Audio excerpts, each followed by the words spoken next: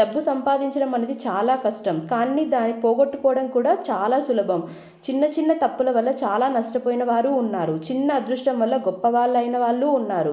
కానీ డబ్బు ఈరోజు వస్తుందేమో కానీ పోతే మనకు కావాలన్నప్పుడు మాత్రం రాదు. అందుకే జాగ్రత్తగా ఖర్చు పెట్టండి. ముఖ్యంగా అప్పు అనే దాన్ని మీ మనసులోకి కూడా రానివ్వకండి. ఇది చేయడం స్టార్ట్ చేశాము అంటే ఇక జీవితంలో మనం వెనుకపడుతున్నాము అని అర్థం. దీనివల్ల ప్రశాంతంగా నిద్ర కూడా పట్టదు. కోటీశ్వరులు అవ్వడానికి కోటి మార్గాలు ఉన్నాయి. ముఖ్యంగా మనం ఒక దానిపైన ఇన్వెస్ట్ చేస్తున్నాము అంటే అది మనకి ఎంతవరకు ఉపయోగపడుతుంది అనేది 10 సార్లు ఆలోచించండి. అవసరానికి మనం కొనటం వేరు, అనవసరంగా కొనటం వేరు. ఇది గుర్తు పెట్టుకొని జాగ్రత్తగా ఖర్చులు పెట్టుకొని మీ ప్రతి నెల సంపాదనలో కొంత భాగం సేవ్ చేసుకోండి. అలా చేస్తే ఎప్పటికీ ఒకరి మీద ఆధారపడే సిచ్యువేషన్ మీకు రాదు. మీరు అనుకున్నది సాధించినంత వరకు కృషి చేయండి. ఎలాంటి విజయమైనా డబ్బుతోనే సాధ్యపడుతుంది అనేది ఎల్లప్పుడూ గుర్తుపెట్టుకోండి. డబ్బు ఎల్లప్పుడూ ఒకటే చెబుతుంది, నువ్వు నన్ను ఈరోజు కాపాడు, నేను నిన్ను రేపు కాపాడుతాను అని.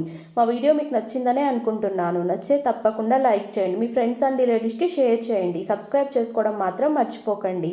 Thanks for watching.